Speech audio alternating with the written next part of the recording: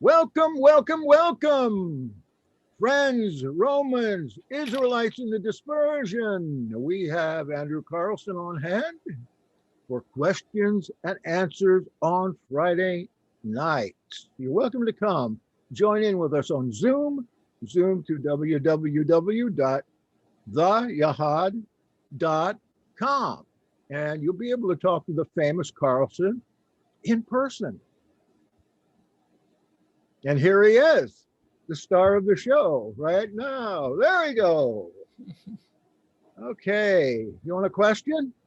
You have to start first this time. Okay. Let's have it. Well, I'm looking for them. Questions. All right. This is a pretty easy one for you to start with.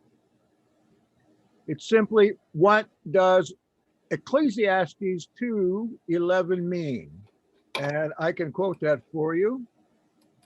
And I looked on all my works which my hands had wrought, and on my labor which I labored to perform. And behold, all was vanity and waywardness of spirit, and there is no advantage under the sun. Some translations say waywardness of wind, or like chasing the wind. What does that mean? Especially what does the word vanity mean? That Ecclesiastes, the Koheleth, is always talking about vanity. Well, let's see here. Go to the. Are you looking at Wikipedia? Come on. No, Wiktionary. Let's look at vanity and vain and see what they say. Okay. Just as a reference point. Of course, the translation isn't necessarily perfect representation of what the Hebrew says, but it's a good guide. So we've got here futile or worthless, which is of no value, use, or profit. Resistance is futile. Then the sense that we often hear it of, it's used in the sense of excessive pride in or admiration of one's own abilities, appearance, or achievements, but that's not really what it's talking about. It's kind of more of that first definition. But there's also a definition, emptiness, and then it says, any idea, theory, or statement that is without foundation. Okay. So it's on shaky ground. He says as he vaingloriously smiles. All right. Well, what does that mean then? Chasing the wind. For instance. Well, I have felt in the past similar thoughts on the meaning of life. Such you think about, why do we do what we do? What's the purpose of it? So, for example, you work a job and you save up your money, and then you die, and what happens to your money? You give it to your kids, and then your kids, they'll use it on whenever. And you, for the most part, the inheritance eventually gets wasted by your kids. Yeah, I'm not giving any to my kids. They got more money than I do by far. The thing is, nothing we do lasts forever. So the question is, why do it? And when you really think about it from a philosophical perspective, there's not a lot of motivation to do anything because it's all repetitive. It's all the same stuff, Yeah. You watch the same TV show again and again, or the same movie again and again. Eventually, you don't want to watch it anymore. Same thing with music. You listen to the same song over and over, your favorite song in the world, and now it becomes annoying and you don't want to listen to the song anymore. And that's because our minds tell us that we need something more, something deeper, something greater, more fulfilling than just, is the purpose of our life to play video games our entire lives? There's some people who just play video games their entire lives. Is that the purpose? Probably not, right? So why are we here? What is the meaning of it all? And I think when you approach it from that perspective, like I have a job right now that is stressful, and I often find myself wishing I didn't have to do this job. If you're not, if you don't have a goal for anything of greater than this life, then why are you stressing yourself out over nothing, wasting your life away? It's interesting that you would bring that up, because have you ever set a goal for yourself over the long term, like several years, and then actually made that goal, completed that goal, and the minute you did, you think or you feel a letdown. You feel it's just a complete letdown. I've done it. Now what am I going to do now? Yes, I feel good that I've finally done it, but there's a letdown there. I think I've felt some of those type of feelings before, but I don't have anything specific on my mind. Mhm. But I can tell you that I probably will never feel that again, because I have gotten a sense of life purpose in a very broad sense. So there's really no way for me to run out of goals. Like, it's kind of like when this goal is completed, all these 5 goals come next type of thing. Like there's always something. Like, so I have my main Bible project, right? That itself might take a lifetime to fully perfect it. I'm not going to wait my whole lifetime to release the Bible translation to you guys, but I'm just saying it will periodically, I'll have to change things, alter things, update it, and then new books might be discovered, so that might have to change some additions if new manuscripts are discovered.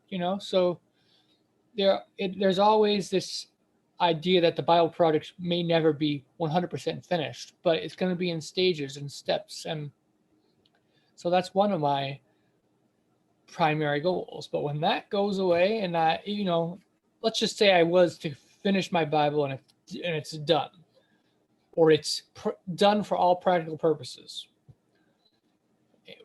All practical purposes, with the exception of, like I said, updates, periodic updates. So what would I do? Would I feel like, oh, there's no point, or not no point, but I don't know what to live for, type of thing? There's a lot of other things that I have a great eagerness towards, and that would be, I have multiple things, such as I want to study and read all kinds of ancient literature. So, you look at the Greek literature. I want to read all the Greek literature. I want to read all the Latin literature, the literature of the ancient times that was written in those languages.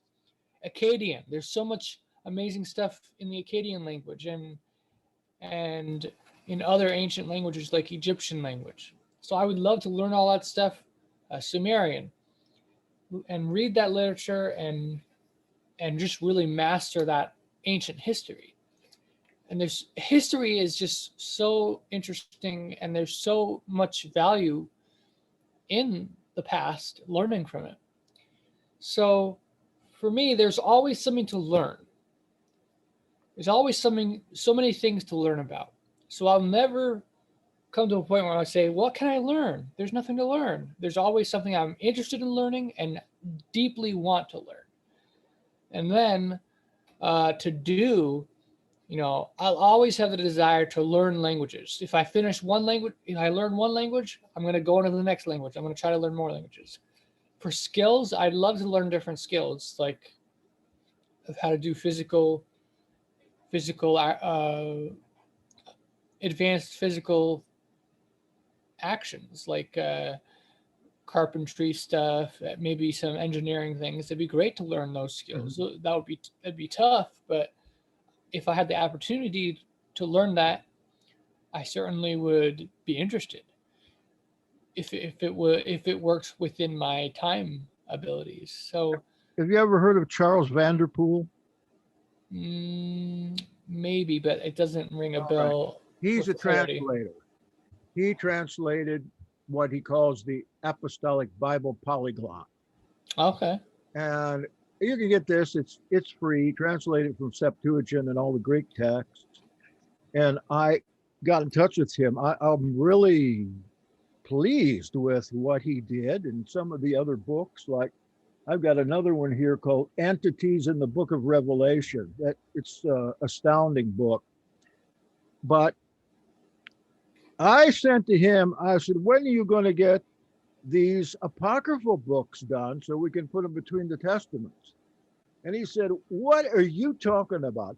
It took me 30 years to make this translation, and I won't live another 30 years. So I'm not doing anymore. Well, I guess he got to that place. And I think what he's looking for now is people to buy it. Although he gives a free version, you can have a free version, but it is quite, it's an accomplishment to think that he took all those Greek texts and the variants and went through and translated them all himself. And that's all he did for 30 years. So it's called Apostolic Bible? Apostolic Diaglot. Yeah, you can get the PDF of the entire thing with the Greek, interlinear, and I'm not a big fan of. I'm not sure I like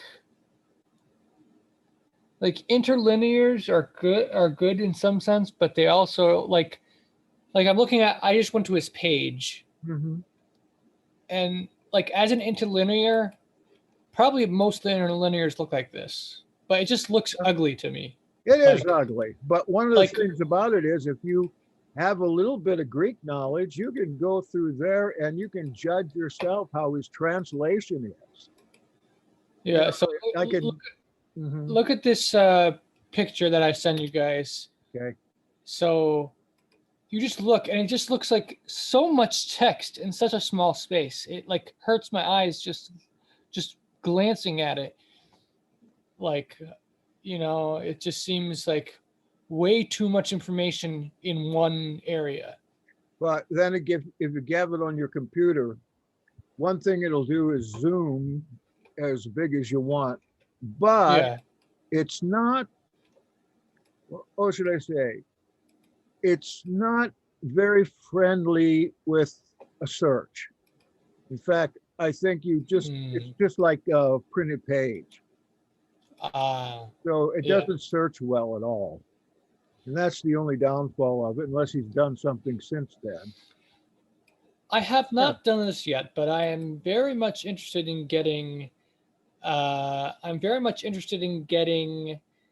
it's called Logos, and there's some great stuff with that, but I had to look to see how expensive I want the package. You can get the free version. You can get the free version, but there are some good stuff with the paid stuff. So I want to see which paid one is adequate. Like I don't want to pay for something I don't need. So I want to see what's the absolute that I need and by that level. I think it might be the silver or gold level. I think the full blown one is about 900 right now. Well, like the whole thing, like you could get everything, and that's like, I don't know, 8,000 or something, for like all the features of everything. But if you're going for a more basic level, like there's different levels. Like they do it by, I guess, stone or whatever, stone quality. So you have the bronze level, silver, gold. I guess there's platinum, and there's some other levels too that you keep going higher. But I think for my purposes, I will only need either silver level or gold level. So it'd be roughly somewhere between $500 to maybe slightly over $1,000 if I were to get it. And you can also do it. You can do it in payments too. You can do monthly payments, so that makes it easier to finance. Yeah. GoDaddy. GoDaddy. Yeah, I've heard of it. Okay. Yeah. GoDaddy, the guy that owns GoDaddy, Bob Parsons, when he started out in the 80s, what he was pushing was Bible software. It was like the only um, computerized Bible software with search on it. And I got it at that very time. And I'll tell you what, these are stuff like logos is so complicated, especially when you've got 8, 10 windows up and your window on your computer is only 8 inches or something like that. It's so hard to read. It's so hard to navigate. You would have to have a course on how to do that, wouldn't you think? Or do you think it's easier than that? I think it requires some like it's kind of a little bit tedious, or not tedious. It's what's the word? Intimidating. Yeah. For new people new to the software. So definitely. I did want to say though, like I have the volumes that are out of the Göttingen Septuagint, Mm-hmm. and the footnotes. They have so many footnotes, but it's so hard to make sense of it. Probably part of that has to do with I'm not super fluent in Greek, so like it would really help if I could just look at the Greek text and say, oh yeah, I know those words automatically without even having to think about it. If that was the case, then yeah, it would be much easier. Well, But for those someone- notes are in German. No, The they're Göttingen, the preface is, oh, it's been translated to English. well, no, I'm saying that the like introduction is in German, but there's not, the Mhm. notes aren't really in German. The notes are in like Latin Okay. and Greek. Yeah, they don't really have German notes because they want it to be kind of like for academic purposes for everybody. So they basically render it in Latin and Greek Mhm. as like an entry point for people from all languages. But I think it would be useful to make a version which incorporates a lot of these readings, but condenses it in a way that is not so overwhelming to your eyes. True. Like the thing with the Göttingen is they do abbreviations, and they do that in order to save space. But by saving space and using the abbreviations, they make it so complicated to understand. So as a trade-off, I would rather devote more space so people can understand it clearer and in English than to use those abbreviations. And then I wouldn't include variants that are unnecessary to include, like that aren't really important. So let me see if I could show you guys. Is there a way? How do I share I don't want to share my, oh yeah, I can share a document. Okay. Or you can So bring it up and share the screen if you want. yeah, so that's what let me see here. 1 second here. Of course, people on the radio. Oh, you have disabled participant screen sharing. So Oh, you need to just, I'll make you the co-host, and oh, okay. that's all I need to do. More, make co-host. You're good to go. Should be able to do it now. All right. My first decree as co-host is Jackson, you gotta go. All right. Just I'm ready to kidding. go. I've been trying to find a co-host for this now for 3 months. I tried to get Emerson to do it. He wouldn't do it. So, all right. So we're sharing this. Okay. So I haven't, obviously this is not the finished product here, but I'm going through the minor prophets. So here's how I'm having it right now. I have, so the first line, maybe I'll zoom in a little bit. Your ambassador is spelled wrong. Where's that? You got ambassador. How is it supposed to be spelled? Starts with an A. Okay. Well, I'll look that up, but it's possible there's multiple spellings, but Hey, how do you get that type font that's got, it's gray in the middle and it's got This? edge around it? Yeah. What font that's, is that? that is, so you right click. Does it let me right click when I'm screen sharing? Okay. So you go and then you do outline. Oh, Yeah, so basically my idea is having like different markings for the various to convey the differences in a easier manner. So the Masoretic version, the differences between the Septuagint, it's bolded. Then Septuagint, the differences are underlined. And if there's a different, like if there's an alternate version, I do a bold and underline, because there's certain passages from Obadiah which are found in the book of Jeremiah, because Jeremiah actually quotes a lot of Obadiah. So that's why I have a line representing Jeremiah right here. But you can see I have it lined up nicely, so you can clearly see the differences. There is one thing that I haven't done yet, and that is to actually translate the Greek text. That might be, I might do that at a later time, but that requires a lot more knowledge of Greek than I currently have to do it in a timely manner. So I'm starting with the English translation as well as the Hebrew for the Masoretic. Let me see the so this chat. Lord and Master, I imagine that's Adonai or Adon? Yes, it is. Okay, It that's is what I thought. it is Adon Yahweh. Usually, So you need to put that Lord in capital letters then. wait, so Jeremiah is leaving, or he left? Yeah, he had to go somewhere. Okay. I guess he doesn't like textual criticism. He had windows to wash.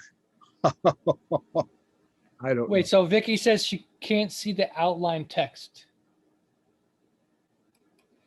Are you talking about this?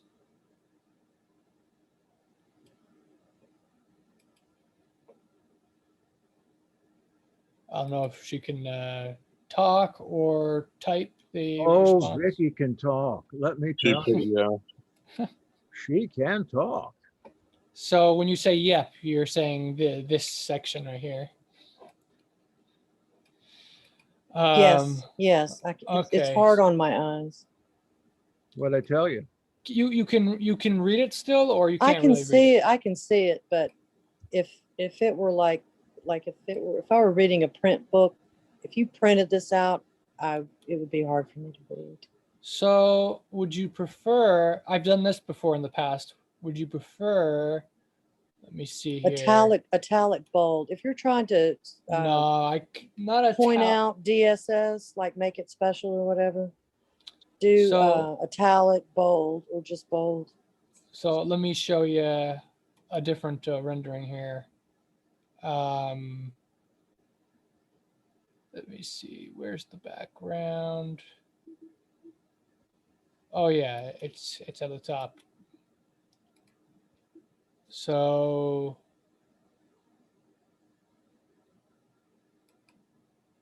I've done And this ambassador starts with an A. Whoops.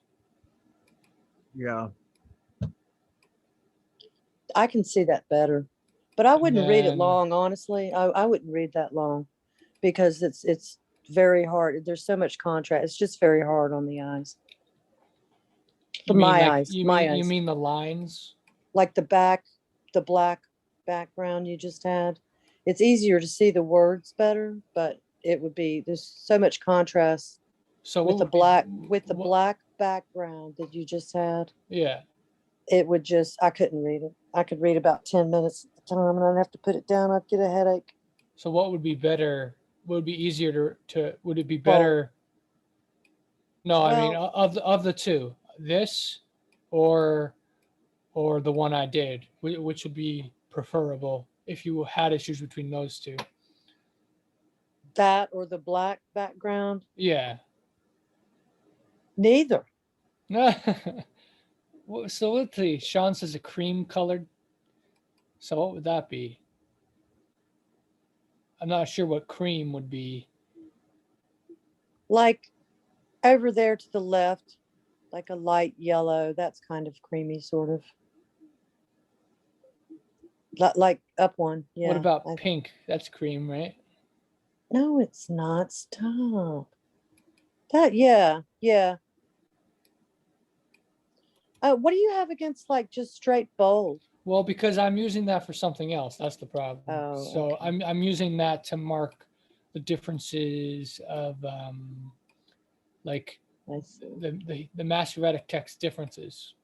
So I had to use something different to convey the difference. So, Yeah. but What about filling in the letters? You know, you have your fill letters, you know, like the T. Not there, but where you've got the outline. yeah, I but I'm think- just gonna do here to make it Okay. easier. Well, I think that you can fill in, like where you have those outline letters. I believe that you can fill in the letters. It doesn't have to be white.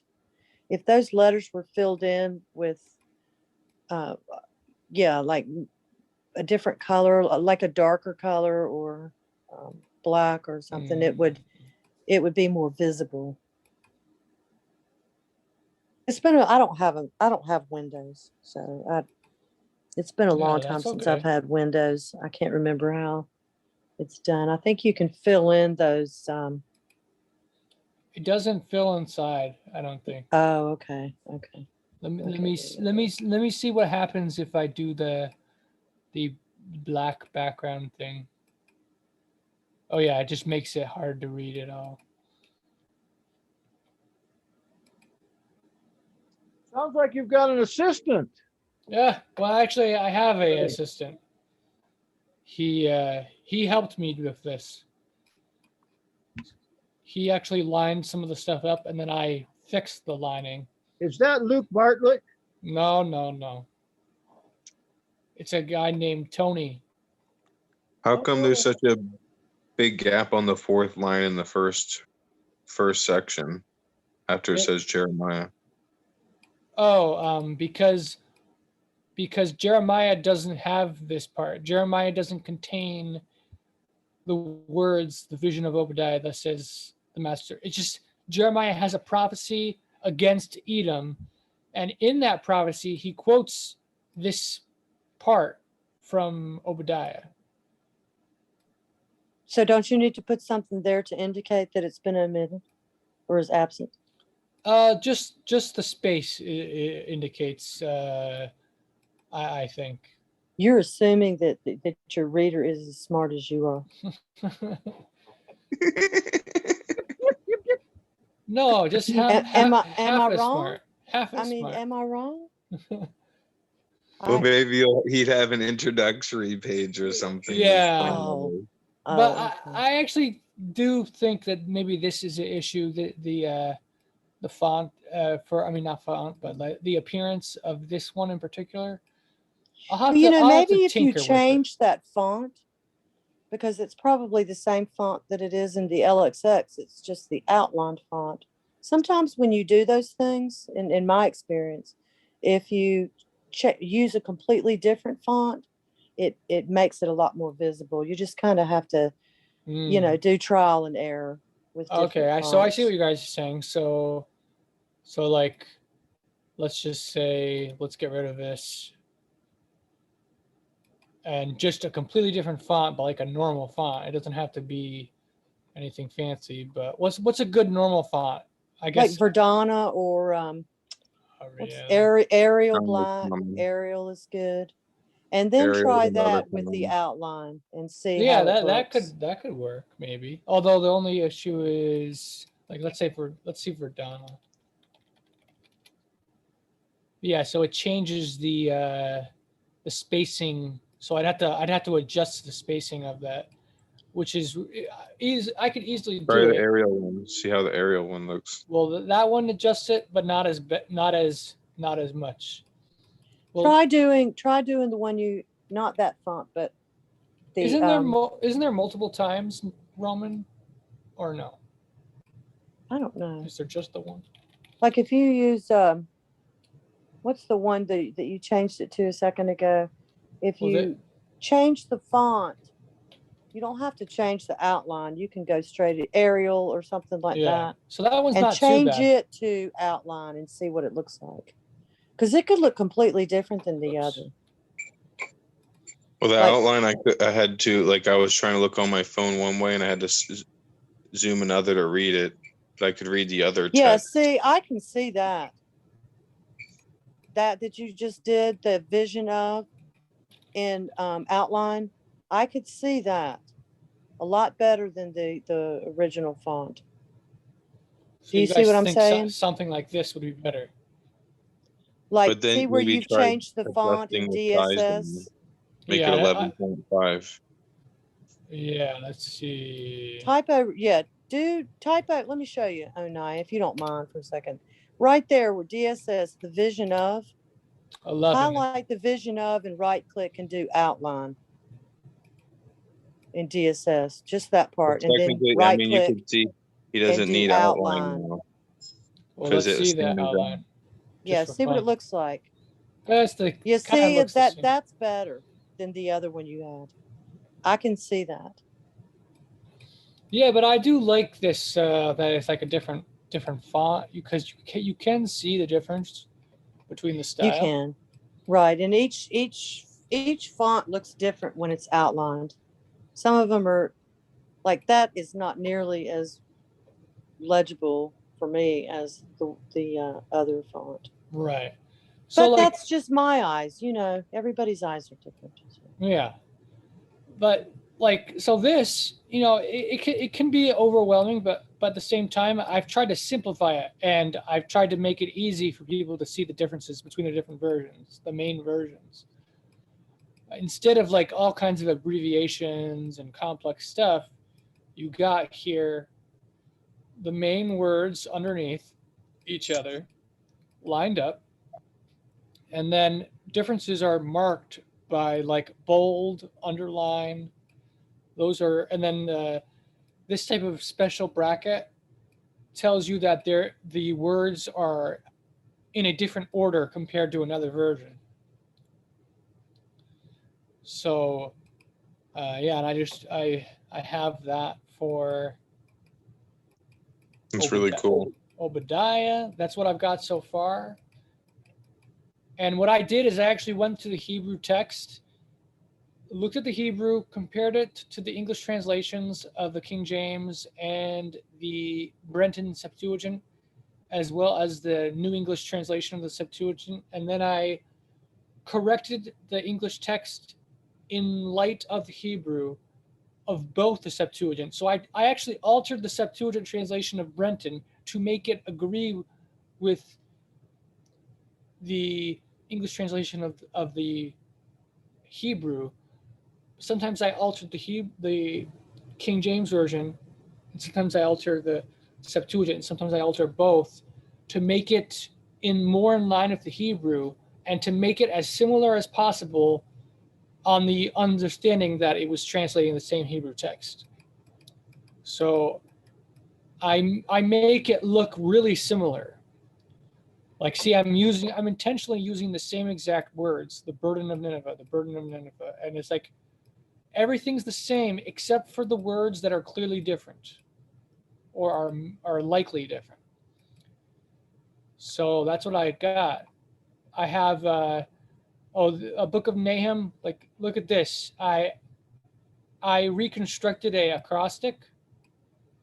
So according to scholars, Nahum chapter 1 was originally an acrostic, and there's evidence, good evidence for that. So I have reconstructed that acrostic That's using great. some of what the scholars said. And so that's, Yeah. I put it in line right here. You can see recon. And then I actually try to translate it in a acrostic style. A while to anger. The actual Hebrew says long to anger. Long to anger. But then for B, it's by. Instead of G for the third letter, I use the third letter of the English alphabet, C. And so anyways, I do that. So that's kind of an interesting thing. Instead of the Lord is good, here I have the Greek letter of the alphabet is theta, which corresponds with tet in Hebrew. And so I translate it, instead of good, I say therapeutic is the Lord. And for I informed of them. So it's just kind of a fun little way of giving the poetic style. So I did Obadiah, I did Nahum, and I actually used the Pesher of Nahum as manuscript data. So you'll look here. So let's see, Dead Sea Scrolls. So I have it marked as Dead Sea Scrolls. That means it either is found in a Pesher document or in an actual copy of the Book of Nahum. So I have that throughout.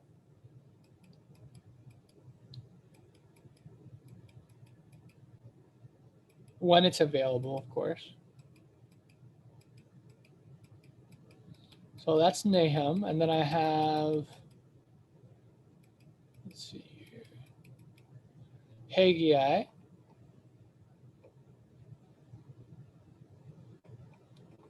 So you see, I tried to make it worded exactly the same as much as possible so that you can see, oh, okay, the Septuagint is the exact same here. Oh, okay.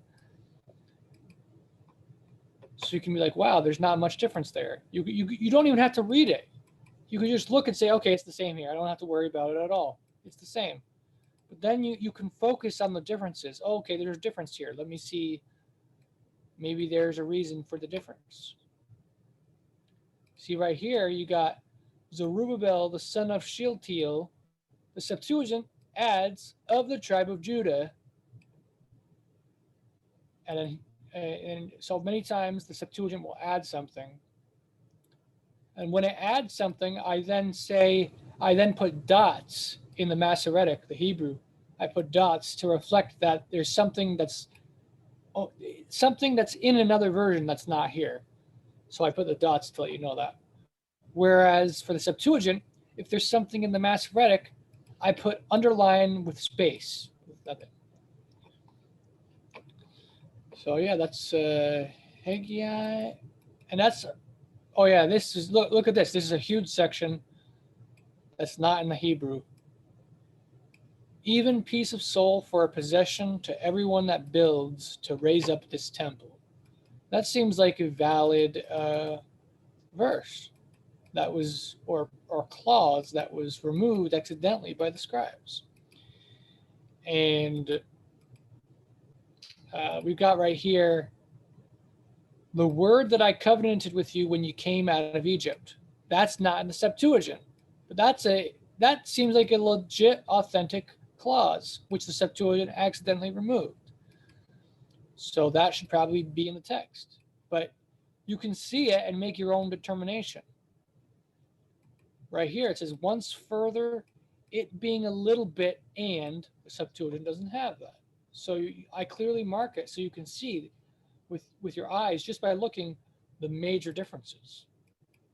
How come there's such differences like that? Well, you mean the big differences? Yeah. Some, like, the big differences will happen often it's often an error, but not always. Sometimes the passage is so difficult they don't know how to render it, So they just decide, you know what, I'm not even going to bother including that clause because it's too confusing to render it. The Septuagint is more likely to do that because it's a translation. The Hebrew's not translating, so they probably wouldn't do that. But there are many times where something gets skipped accidentally. Like the same phrase occurs twice, and that phrasing is confusing to the scribe, and because of it, they accidentally skip a whole line.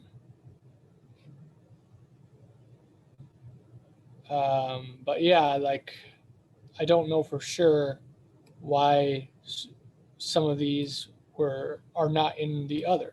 But if you approach it from the perspective of why would they add it, why would they remove it, why would they add it, and in many ways, why would they add it is just as strange. Like, why would they add something like this?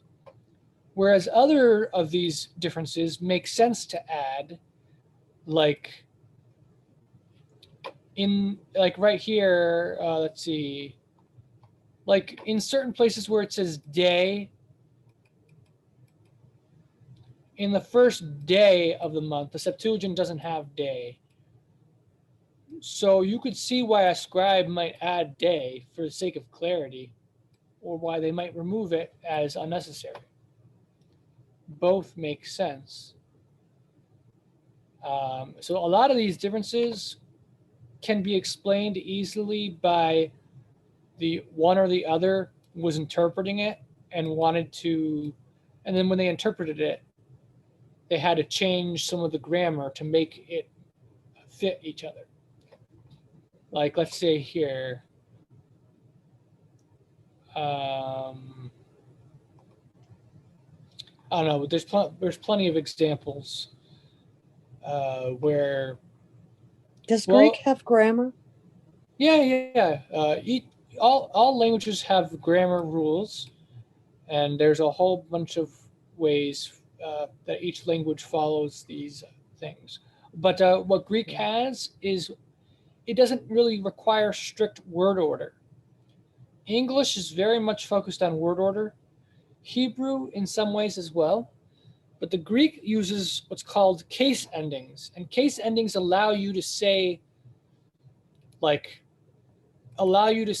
phrase any way you want. You could say, let's say you want to say I love you. You could say I love you. Or you, I love. You love I. Mm-hmm. Got to be interpreted in a way. Love you I, and love I you. Or like I love me.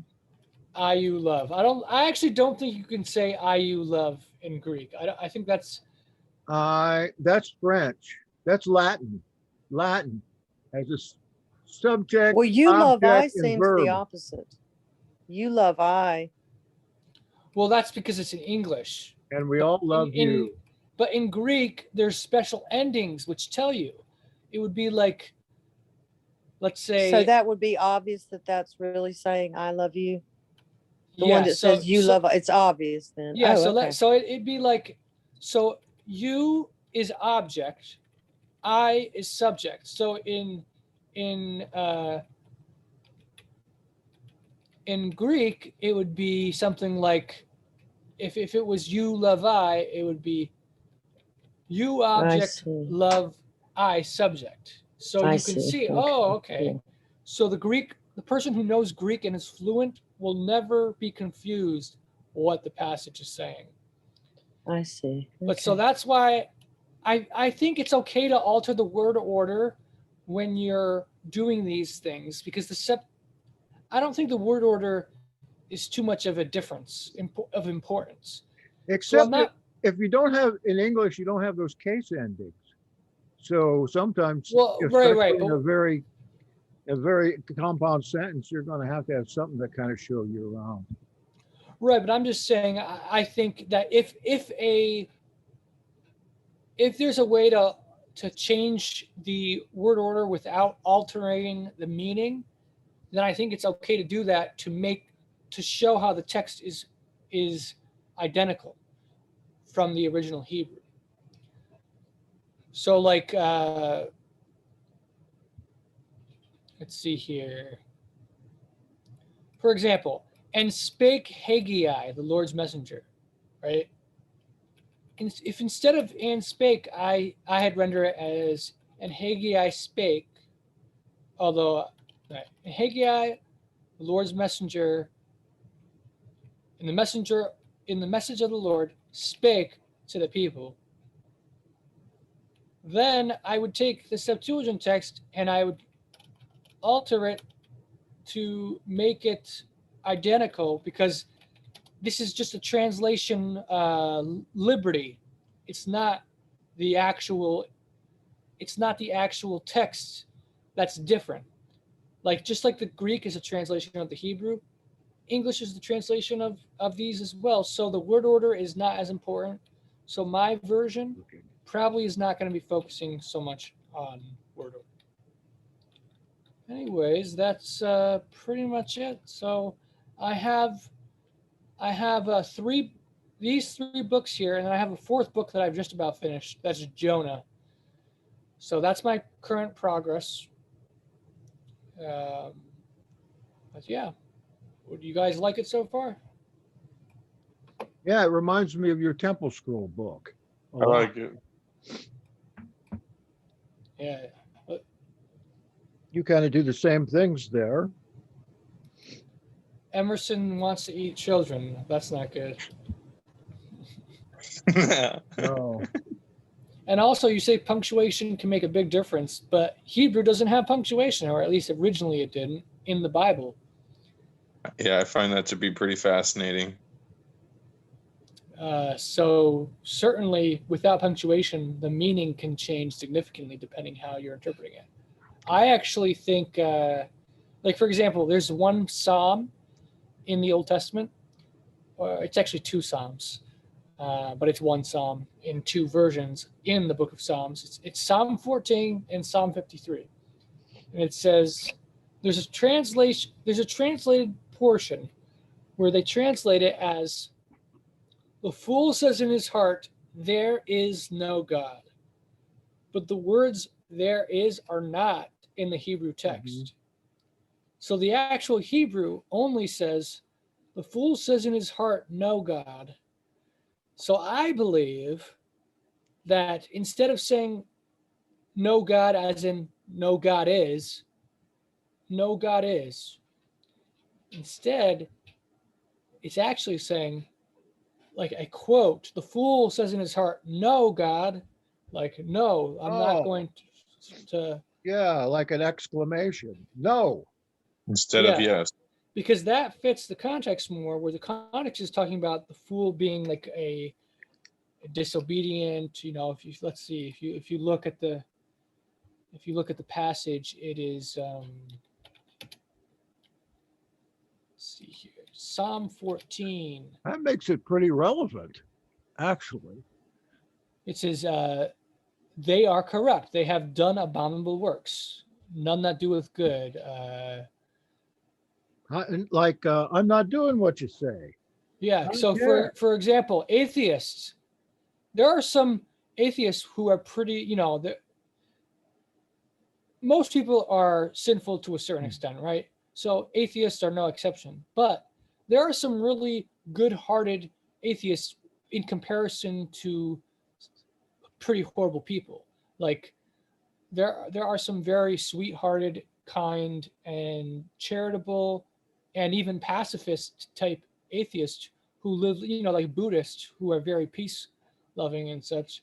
So I have a hard time saying that this passage is talking about atheists. It doesn't make sense, especially because Romans also he quotes parts of these parts of this as applicable to sinners, and it's not applicable to sinners if it's talking about atheists. Like it doesn't even make sense.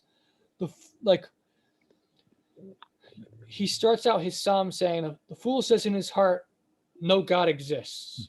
And then it doesn't even make sense in the context. But like Jackson said, if it's saying no, God, like as I'm not going to follow you, I'm not going to obey your commandments, then it makes sense of the whole entire passage.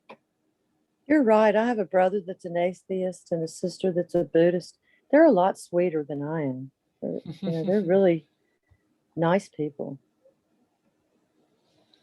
Let's But why see. don't you get That them on is here? true. That's a very good point What, Jackson? that you make about that psalm. Get the Buddhist on here. Yeah. Yeah, we can try to convert people to Buddhism. Yay. Yeah. All right. Ready for a question? Wait, 1 second here. A question's asked in the text here. Did you keep the extra texts that are in the Septuagint in my version? Well, I will be keeping them. It's just, I've only started with like I said, I only have 4 books done so far. I'm going step by step. It's slowly but surely. And then, hold on a second here. I thought someone said something else. Oh yeah, am I making this available? I will be. My plan currently is once I finish each major book, I'm including all the minor prophets as a single book, because in the Hebrew, the 12 minor prophets are a single book. So once I finish the 12 minor prophets, I plan to release the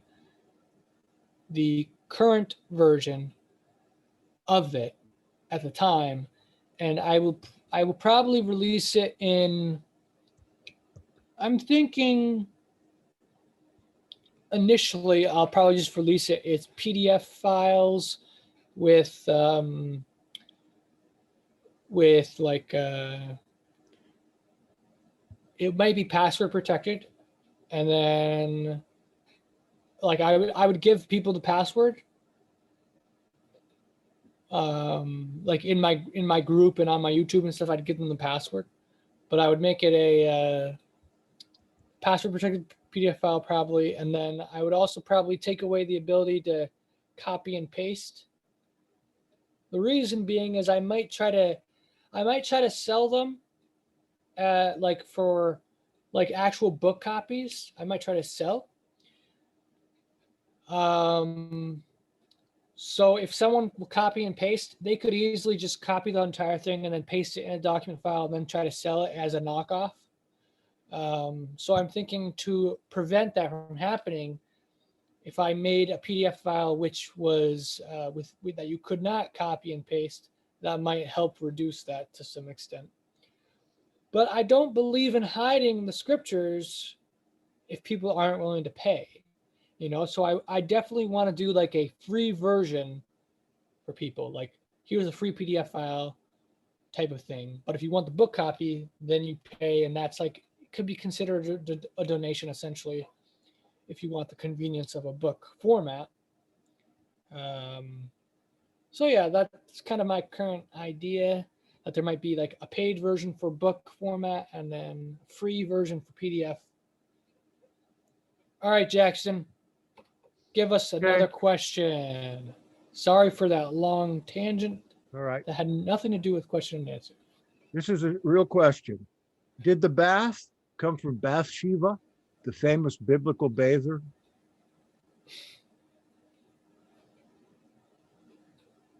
Did the bath? The bath. What's that? The English word bath. I don't think so. That's a dumb.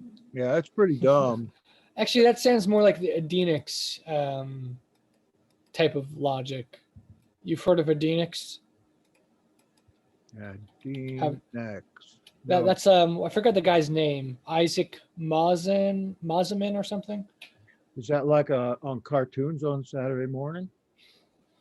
No, it's basically every word in every language comes from Hebrew. That's the idea. Okay. Here's a good question that maybe Laura might be able to answer. Why do some people consider Assemblies of God a cult? Well, it's because they do things that the Baptists would never do, like speaking in tongues and dancing around and actually worshiping Elohim, like it says in Nehemiah 8 and Acts chapter 2. And, anything that's not our religion is a cult. What You was the think question again? Why do some people consider assemblies of God a cult? Have you ever been to an assembly of God, Onieu? Um,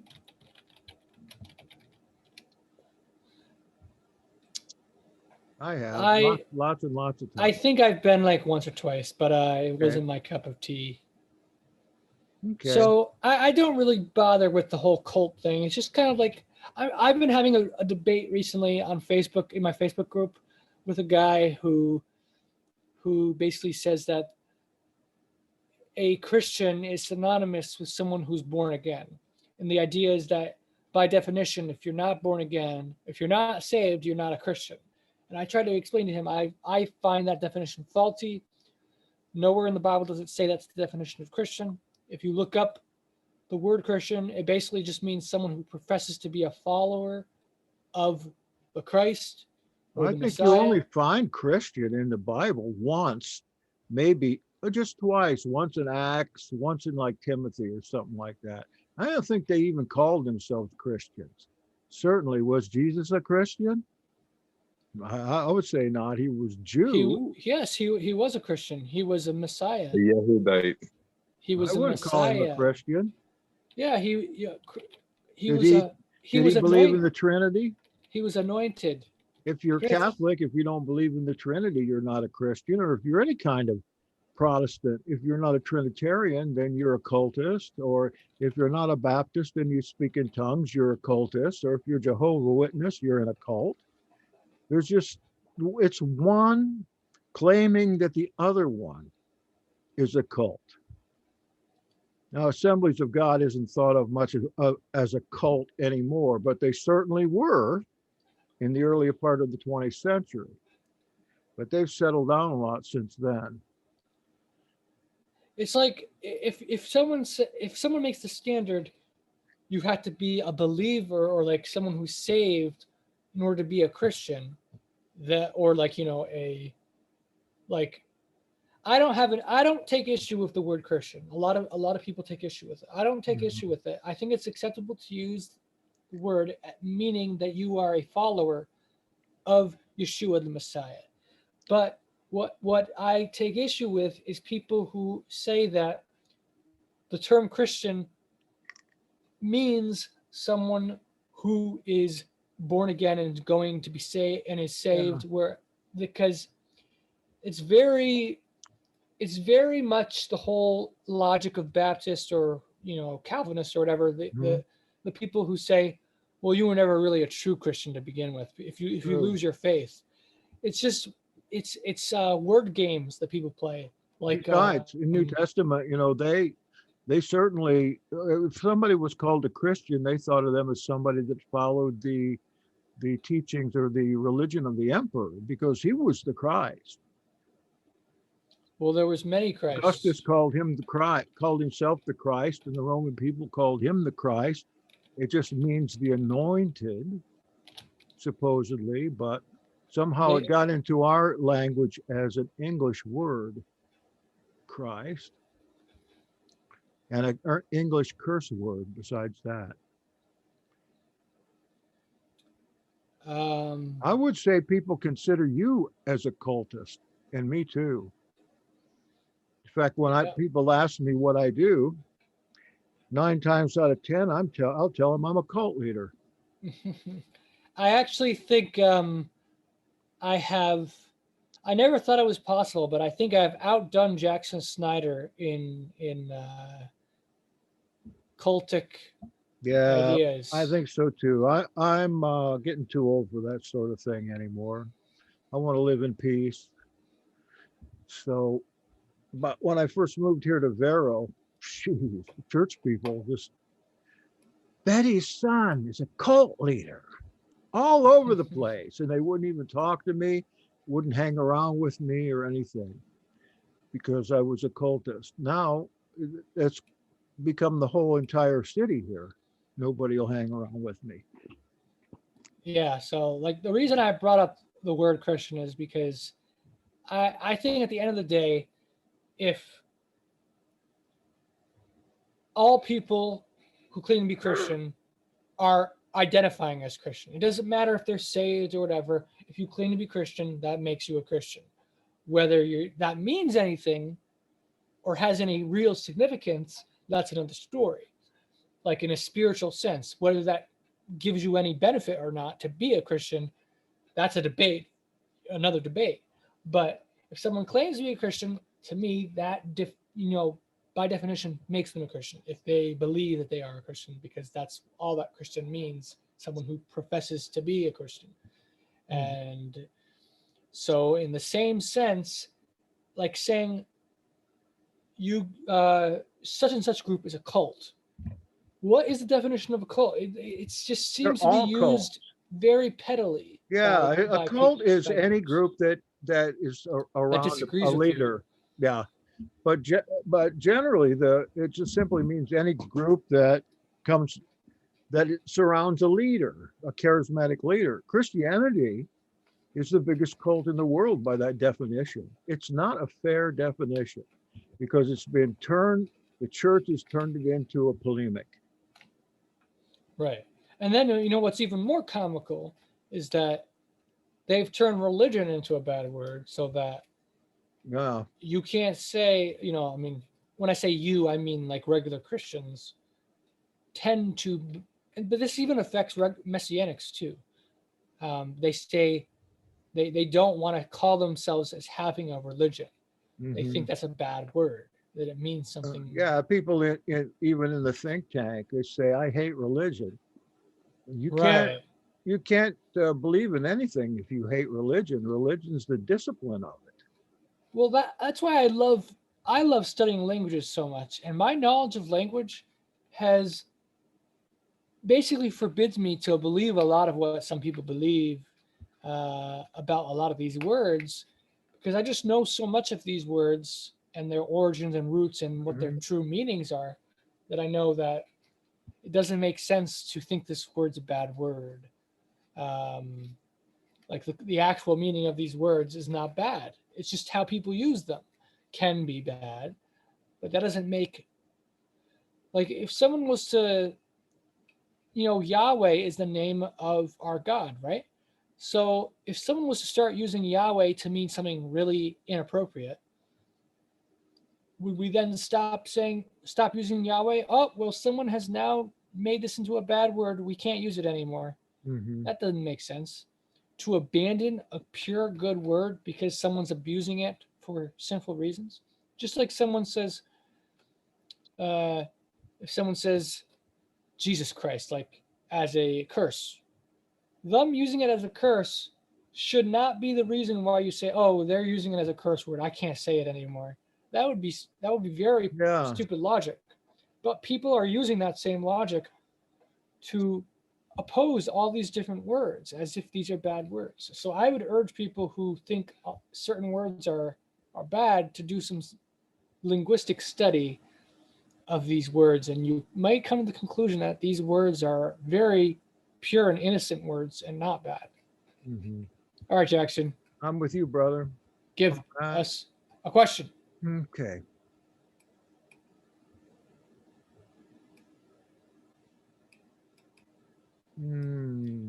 I'll just say, yeah, there's the whole, while you're looking for a question, yeah, there's the whole debate about whether Christian as a term originated as a insult or not. Some people say the same thing about Nazarene. Smeared, like smeared with shit.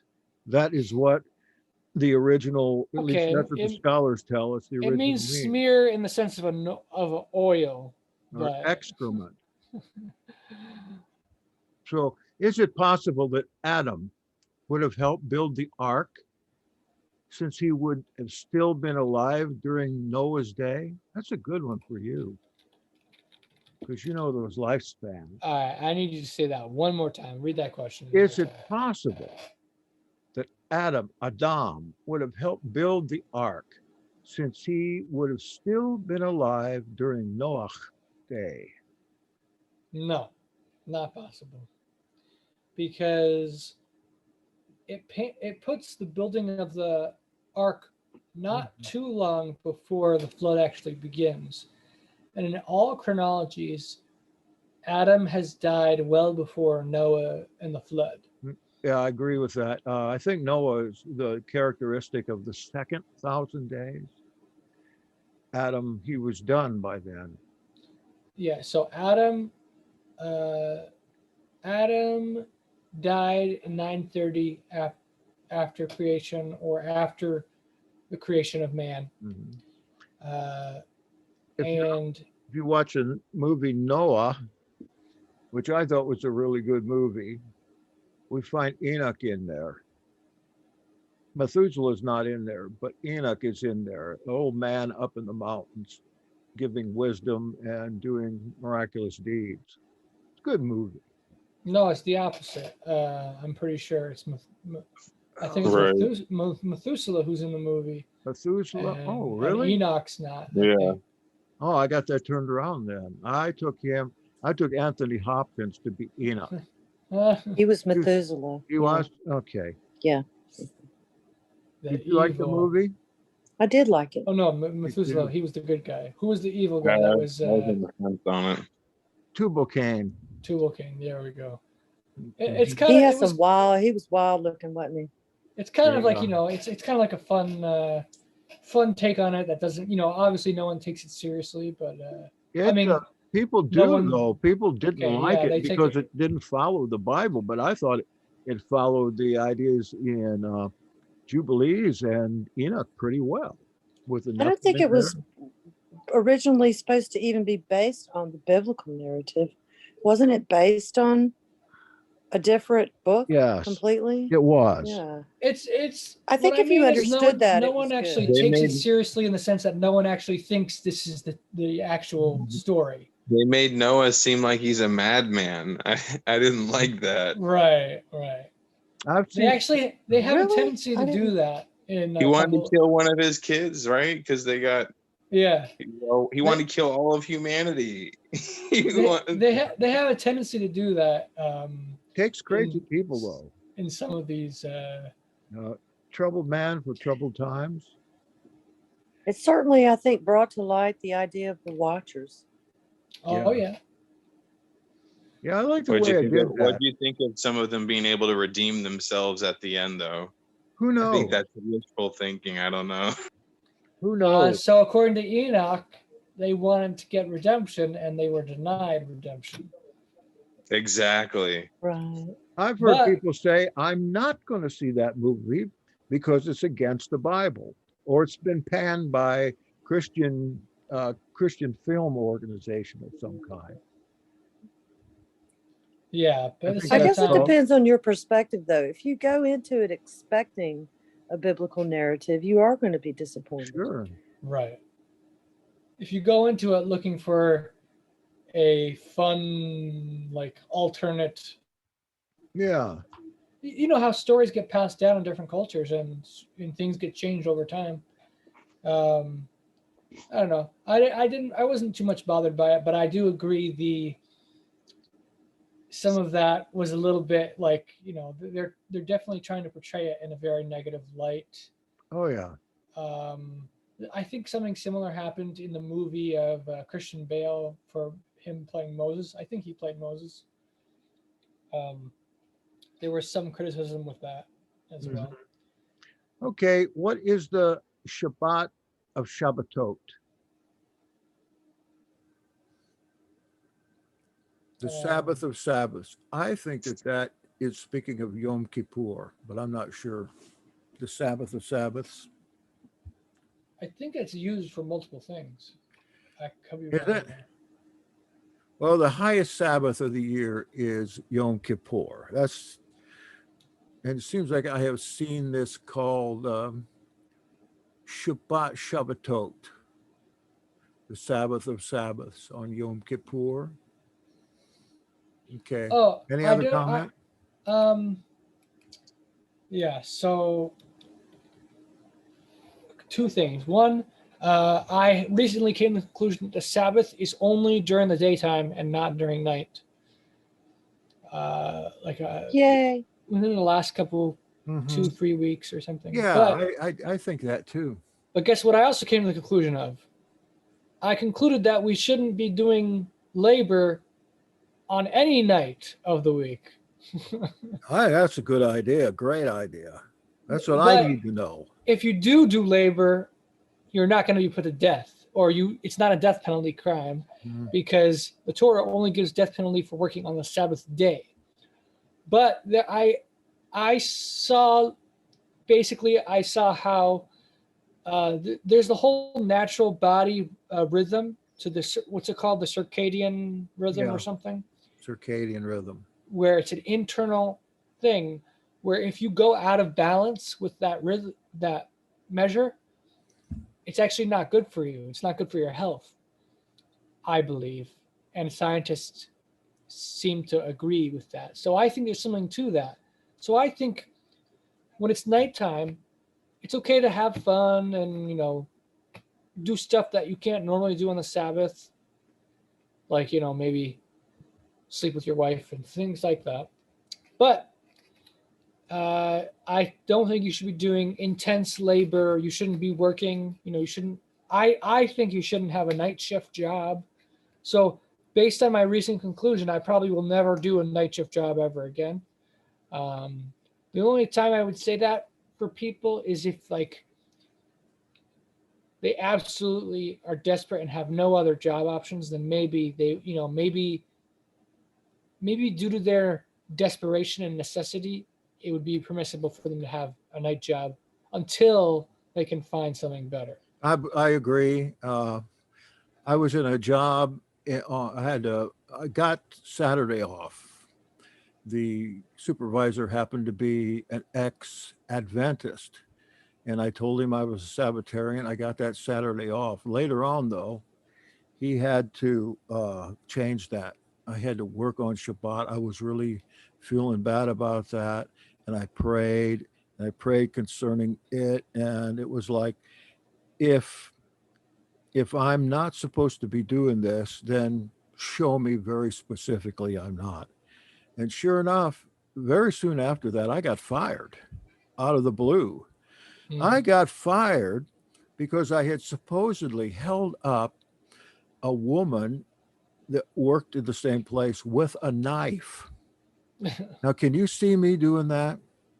Do you want me to answer the question truthfully?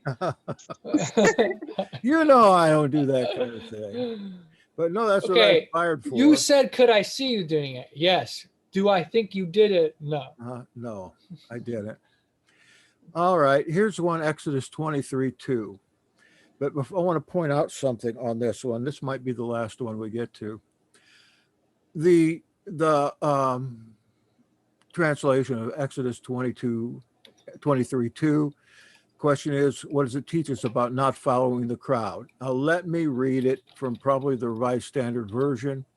You shall not fall in with the many to do evil, nor shall you bear witness in a lawsuit, siding with the many so as to pervert justice. Now, let me read it to you in another so-called translation, Eugene Peterson's The Message. Listen to this. Don't pass on malicious gossip. Don't link up with a wicked person and give corrupt testimony. Don't go along with the crowd in doing evil, and don't fudge your testimony in a case just to please the crowd. And just because someone is poor, don't show favoritism in a dispute. What kind of translation is that for a Bible? What about verse 4? What does it say for verse 4? I just put the second verse down because that's what came with the question. Well, no, it says something about your enemy's ox or his ass or his donkey. Okay, so I'm just wondering. Well, I'm wondering what the message says for that. Well, he's just asking, what does it teach us about not following the crowd? I think that you don't have to augment it like Eugene Peterson does with all kinds of words that aren't in there. I think the succinct Revised Standard, regular old translated version is plenty to see what that means. You'll not fall in with the many who do evil, nor shall you bear witness in a lawsuit, siding with the many so as to pervert judgment. I just think this is very relevant in the age of social media and such. Yeah. Where you have a bunch of people online who encourage each other to, cancel culture and things like that. Do not follow a multitude to do evil, and do not pervert judgment, or whatever. Don't be a false witness or a corrupt. Yeah, it's a witness call to against leave someone. the Democrat Party. They're still on both sides, though. Yeah. Two wings of the same bird. Yeah. Okay. I think so, but I think that person probably are trying to find permission to go to one of the protests. Probably. Maybe they right. maybe they really want to go burn something down and they're looking for some, There's two permission. things I wanted to say of what was recently asked. First is Emerson asked, the night of Shabbat, is that Friday night or Saturday night? And I say scripture doesn't actually mention the night of Sabbath, No. or the Sabbath night. The So I'm Sabbath inclined day. to think there may not even be a Sabbath night. But perhaps the point of your question is more towards when does the 24-hour period, like what is a 24-hour period? I believe the night comes first and then the day. And it probably doesn't have too much significance, but I do think the night comes first and then the day. So the first night of the month comes and then the first day comes. It's not the first day and then the first night. So I think that's how it works. Don't you think one is just day and one is night? That's what I'm saying. I'm saying, Okay. Well, but 12 so like hours in a day, about 6 to 6. The rest is night. I don't there's think there 12, is a hou- 12 nighttime hours a Shabbat. night. I mean, you can celebrate Erev Shabbat. There's nothing wrong with that on Friday night. Well, yeah, I was just saying, my understanding that which comes first is does day come first or night come first? And I just think night comes first. And like we said, night is separate from day. But if someone says the first day, like if someone says, I will go on a date with you the first night of the month of next month. The first night of next month, I'll go on a date with you.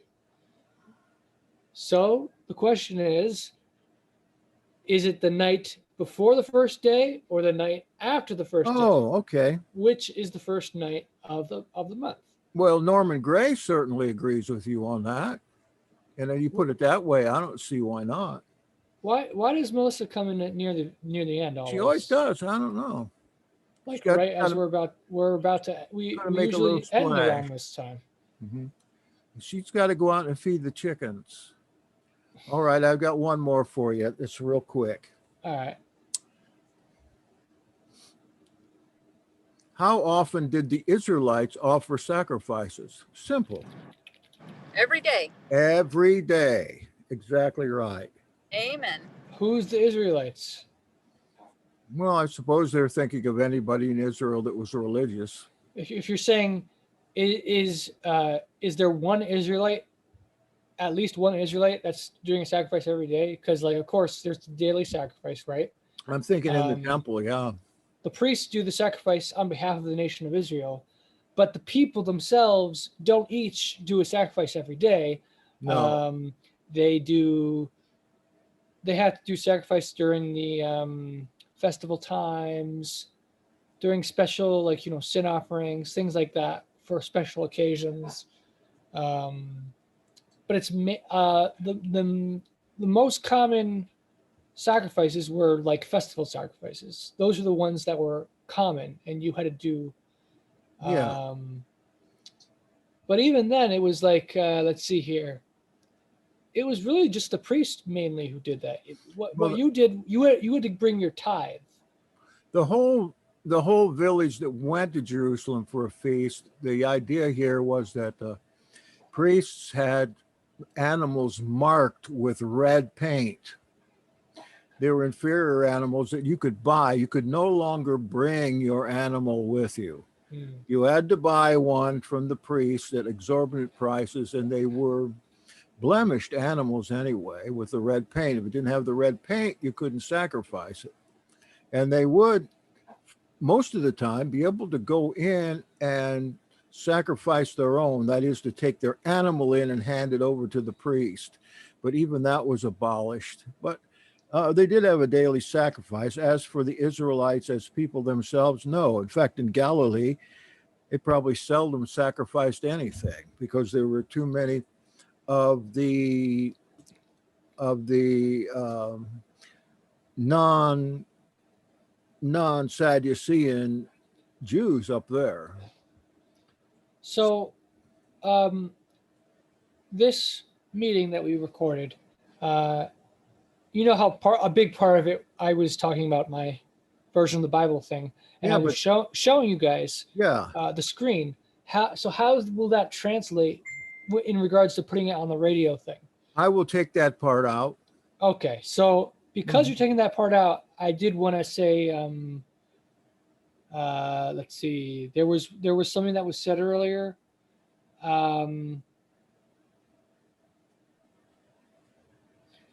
Wait, hold on, let me see here. When is the creation period? Before the beginning or after? Excuse me, before the evening or after the morning arrives?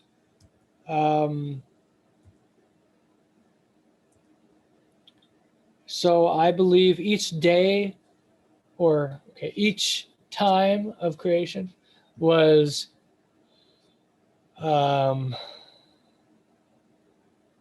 it was night first, then came day. That's when Yahweh started working on that day, and then the day ends, and then the next night begins, and then the next day comes, and then on that next day he starts working again. So Right. That's what I think. I think the morning came, and then that was the creation period. And then it became evening, and you went to sleep and all that. I know Yahweh doesn't sleep. Then you go to sleep after you get off work, and then you wake up in the morning because of that circadian rhythm, and then you do your work. And then you get off work, and then it's evening, and you go to sleep, and then it's morning again, the beginning of the next day. And then you start your work again. Okay. And there was one other thing I wanted to say. So earlier was mentioned about the redemption. I actually do believe there will be a limited form of redemption for all, including the watchers, but it won't be a full redemption. So in other words, when scripture speaks of eternal damnation and eternal life, I think those things are still true. But I think that there will be mercy granted. It's kind of like, imagine you have someone who has, I don't know, do any of you guys here have arthritis? And if so, is it very painful? Oh, yes. If it wasn't for kratom, I would be in horrible pain all the time. Okay, so let's just say let's compare arthritis to eternal damnation, because I do believe Okay. there are degrees of eternal damnation, and not everybody has the same. Like, I don't think everyone's going to be horribly burning, excruciatingly in hell or whatever, like the common depiction. I think instead it's more of how evil you were will be how much you suffer through eternity. But so let's say someone who has arthritis, right? They're in pain all the time, but someone can have mercy on them by, like we said, giving them kratom. What do you call it? Kratom? Yeah, kratom. Yeah, or amazing giving pain them relief. something like a what is it that doctors use, which Oxycodone. Or they it use, takes away some of the pain or whatever. So yeah. there may be certain things like that, which I believe in a sense is redemption, because there's some level of mercy, kindness being extended to these who are suffering. But the ultimate punishment is not taken away, but they're given something good to help deal with it. So I think all those who will suffer eternally, including the watchers, will be given a measure of grace.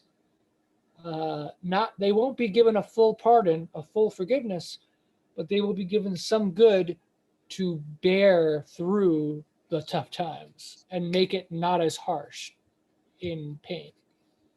That's my belief. I think there's some basis for that in some of the Apocrypha. But in the regular Bible, it doesn't really even talk about eternal damnation almost ever.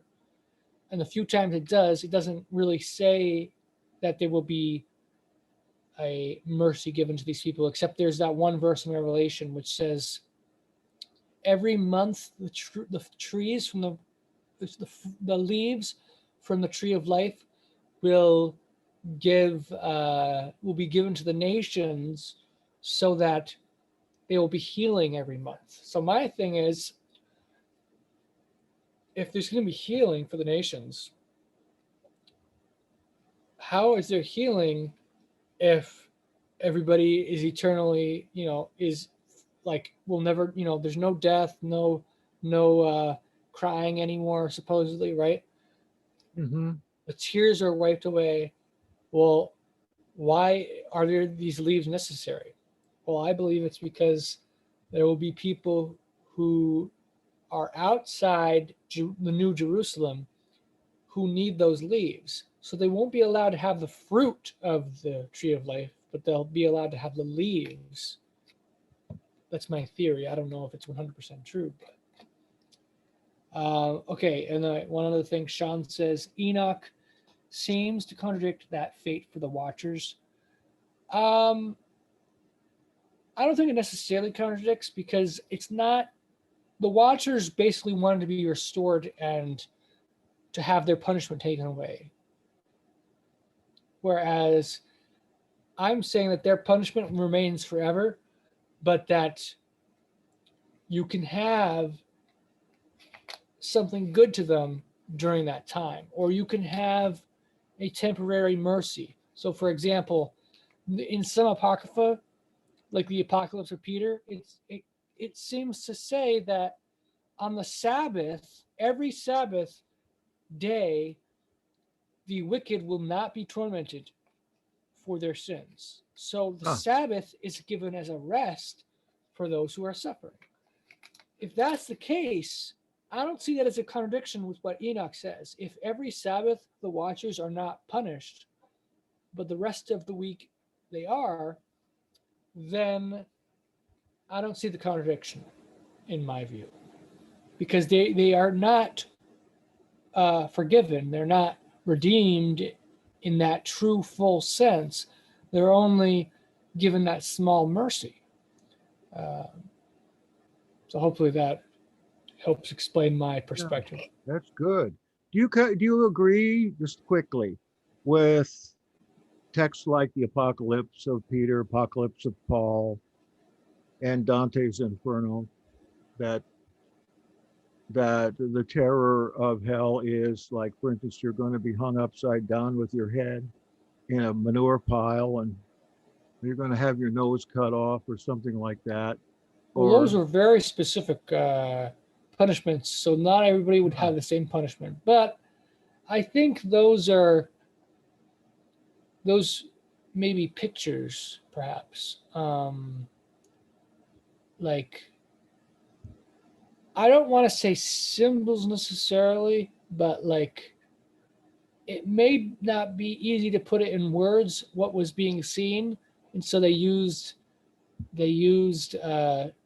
ideas or images familiar with us. Yeah, anthropocentric images, so you can kind of suffer just thinking about it and be afraid.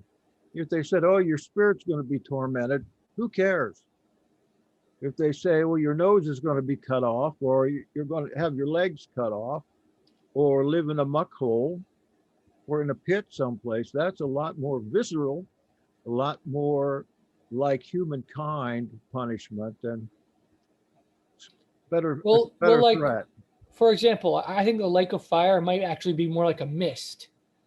Instead of like an actual lake, I think it might be like a mist that you're in, like almost like a smog or whatever you call it, a fog or whatever. Okay. And things like that, like, being up to your neck or something in blood or something. I think I think it captures the severity and intensity of the punishment, but not necessarily the actual literal thing that's going to happen. I think it'll be something comparable, but it might not be the same thing. But I don't know for sure, of course. Okay. Well, if you don't know those particular texts, Apocalypse of Peter and Paul, I have excerpts from them up there on YouTube. If you want to hear them, they're pretty scary, actually. Okay, everybody. Thank you for coming out. Thank you, Jackson? Mr. Carlson. Jackson? Appreciate it. Yeah. Say the you can delete this part and add a say again thank you, but then I want to say something after. So you want to say it All again? right. Yeah. Hi. Wait. Just have Jackson say the closing again, and then he's gonna turn the recording off because then I want to ask Jackson a All right. question. Yeah, let's talk after it's over. Come on. And thank you for coming. Thank you for listening. Shabbat shalom, guys. Bye. Have a Shabbat great weekend. shalom. Thank Okay, you. Okay, you can turn the recording off now. Okay, I haven't turned it off yet. I hit the wrong button here. Wouldn't you know it? What did I Goodbye. miss? Thank you for coming.